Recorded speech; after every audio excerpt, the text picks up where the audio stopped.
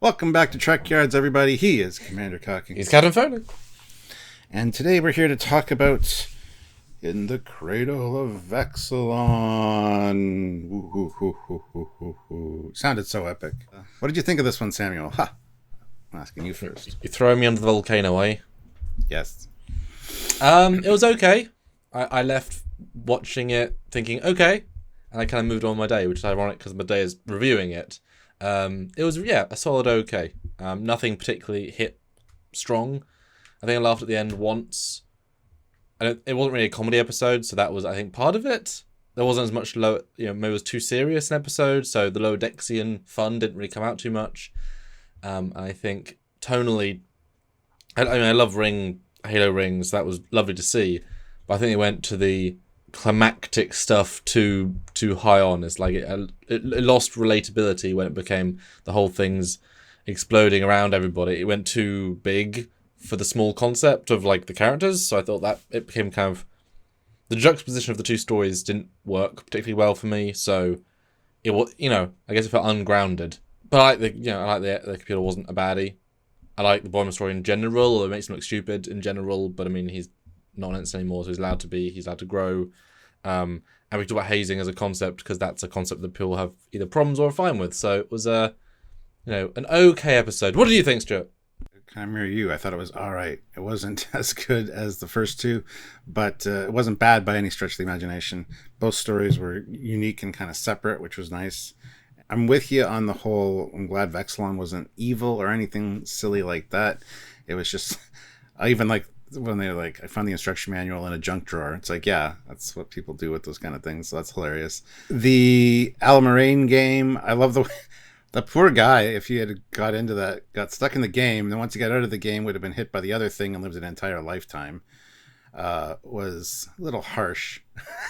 It had its moments for sure. I really enjoyed the B story with like on the ship more than the other one, because I was really getting frustrated with Boimler, honestly, with the way that he was taking control of the situation. And it's funny because I can relate to that.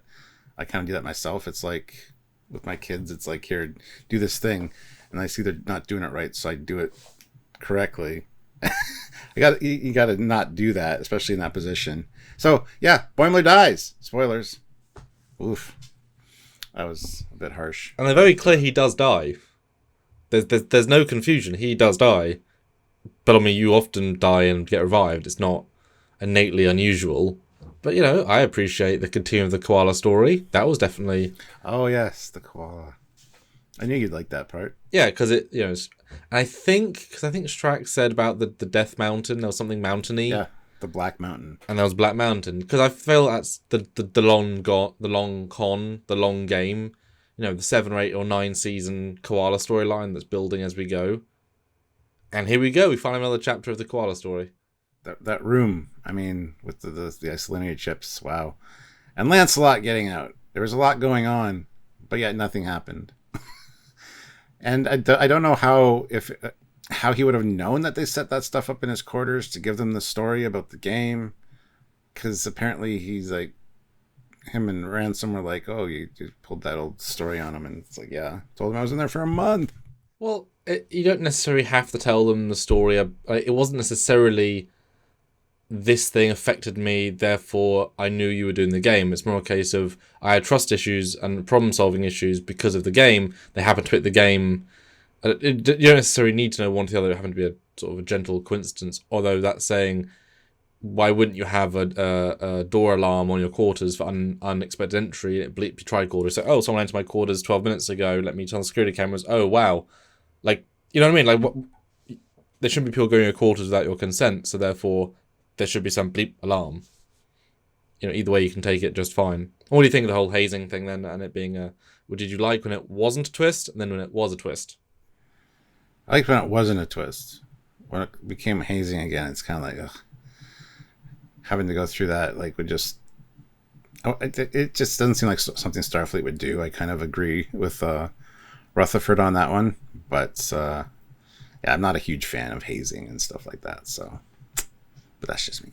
Although I think it's worse what they did to him.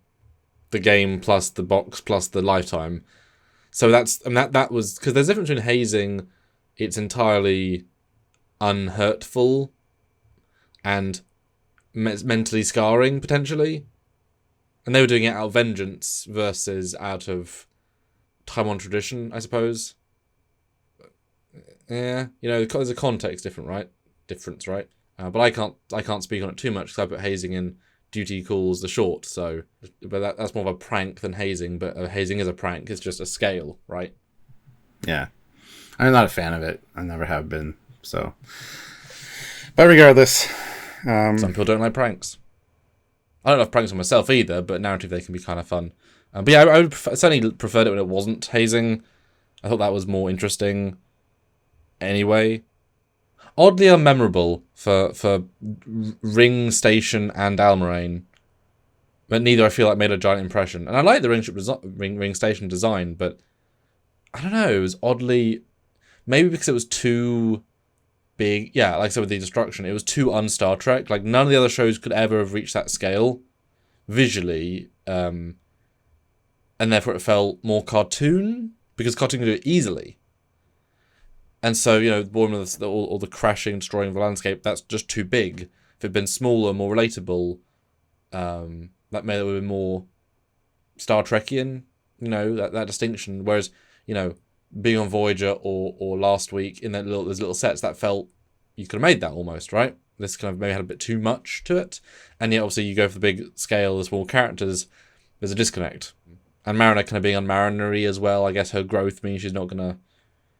I don't know, yeah. That's what lieutenants are, they're more sensible.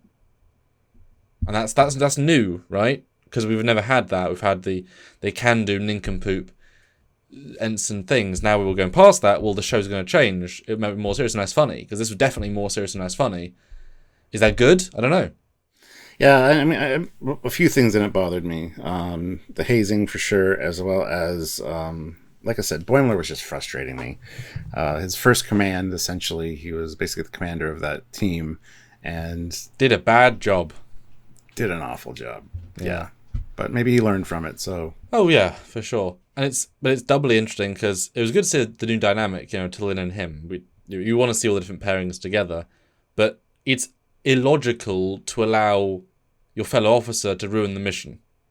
So she should have stopped him after, say, minute 5. The first one comes out, fine, he's being an odd human. Second one, okay, now I'm going to stop him for the third. You don't let him do all of them. She would have stopped him, same rank, she could have forced his hand. Sorry.